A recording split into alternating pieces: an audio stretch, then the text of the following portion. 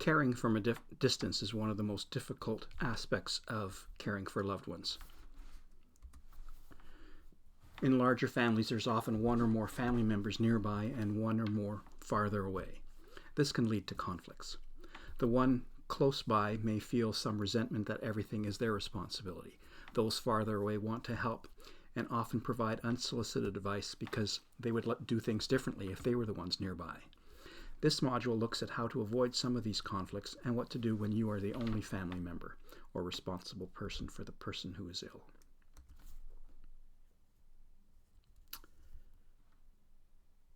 Some initial tips. The person far away can feel isolated from day-to-day life of their loved ones. The person providing care can feel overwhelmed. Knowing this, each person can provide encouragement and support to the other. The person farthest away can do tasks that don't require physical presence. For example, handling the communication with the rest of the family and friends, doing some online banking, handling some legal issues like preparing a last will and testament should none exist, and the powers of attorney, or arranging meals on wheels or transportation to regular hospital visits. With telephone plans being so economical these days, there are many things that a person far away can do. The person far away calls loved ones when a person providing care suggests it's the best time to do that. For example, if the family caregiver nearby could really use a half hour between 2 and 2:30 to run errands, go to the pharmacy, those sorts of things, that might be the time when their sibling farther away could call their parent so that someone is in touch with the parent the whole time. And the person who's providing most of the care can feel rest assured that their parent is safe.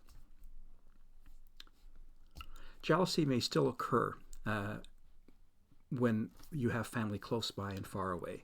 Sometimes, for example, when you call from a distance, the one caring for mom at home will say, mom perks up every time that you call. On the other hand, each phone call that the person far away receives may be a call from their sibling that something is wrong. So again, distance can either bring people closer and understand that each is doing what is possible in the circumstance, or it can make things harder for families. When there is no one nearby, the person farther away needs to think about all the possible situations, talk about them with some colleagues, friends who've gone through something similar, plan for these situations, and practice, especially creating the contact lists that will be important for them.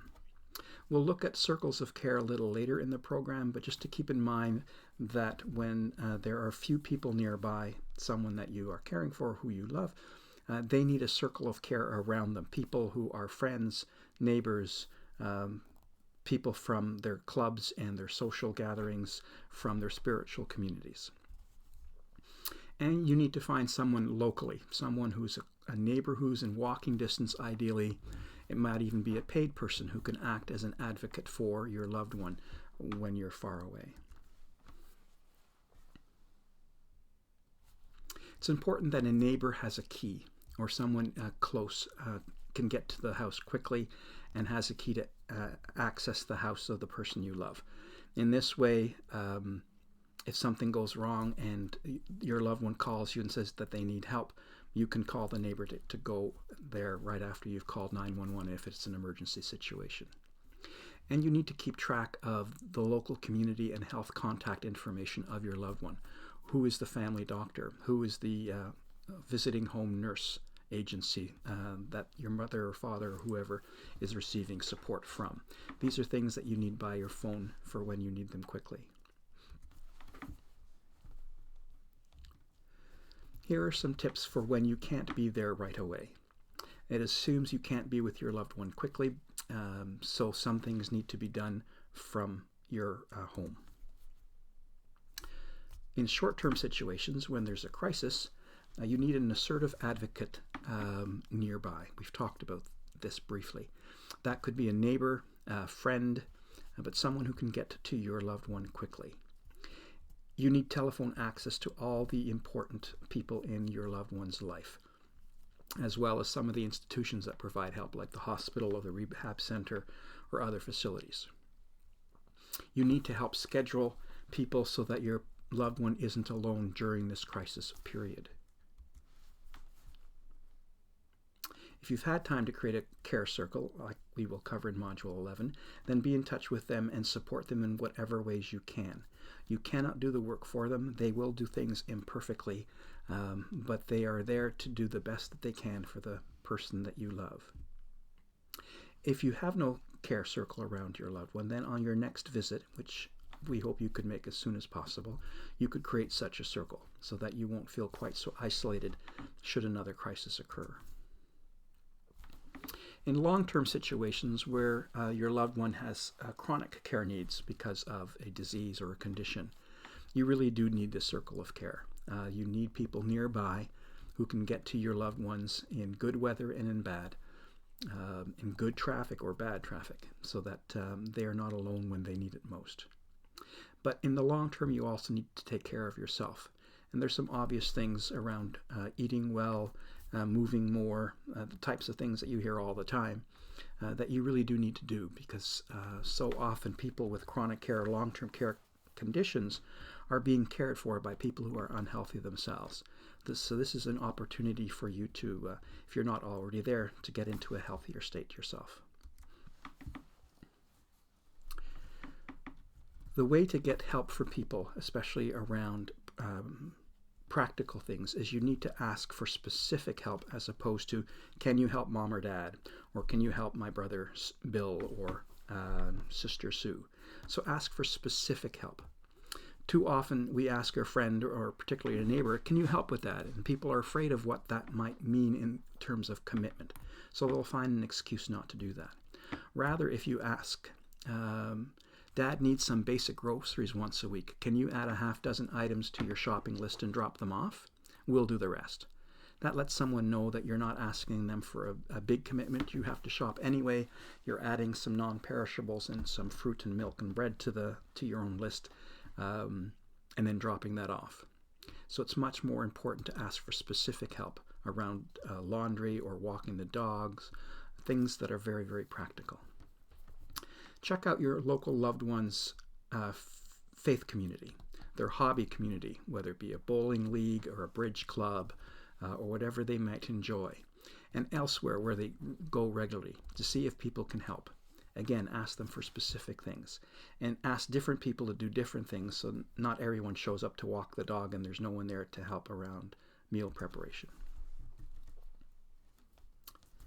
When you're farther away, you have an opportunity to research community health, library, and volunteer agencies through the internet and telephone. This is very important as you build up a network of not just your care circle, but organizations, agencies that are local that can provide the supports that over the long term your loved ones will need. If possible, to find a local family member or friend to help with the paperwork, the legal, the financial, the health records. You need to keep them yourself where you live, but there needs to be physical copies of some of those documents, charts and such, with the person who's receiving the care when they go to an appointment with a lawyer, with a financial advisor, or with the healthcare system. Again, in chronic care situations, you can ask on your next visit home to search your loved one's home and bank deposit, those kinds of places where documents are typically kept that are important and need to be organized. So often there's a quick request for a birth certificate or a marriage license or a mortgage document that no one can find. It's important to collect all of those documents in a safe place, fireproof place, with easy access for when they're needed. If you can't do that, again, asking your loved one who they would trust to find those things for them. Determine in your circle or within your family or friends who will pay the regular bills and how, whether it be through internet banking or going to the bank. You need to get a house key copied for a neighbor, as we've said, but also for anyone who will regularly go during a crisis or an immediate need.